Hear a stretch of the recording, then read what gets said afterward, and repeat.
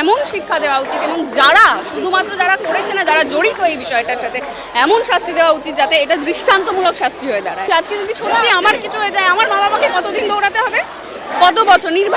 নির্ভয়ের জন্য তার বাবা মাকে কতদিন দৌড়াতে হয়েছে?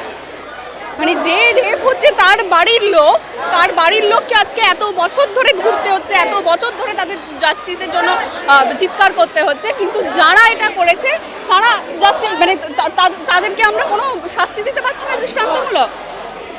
আইন ব্যবস্থার স্ট্রাকচারে চেঞ্জ করা সত্যিই দরকার। মানে সত্যি আজকে আমরা ভয় পেয়ে আছি যে আজকে তো কালকে তো আমার সাথে ওইটা হতে পারে।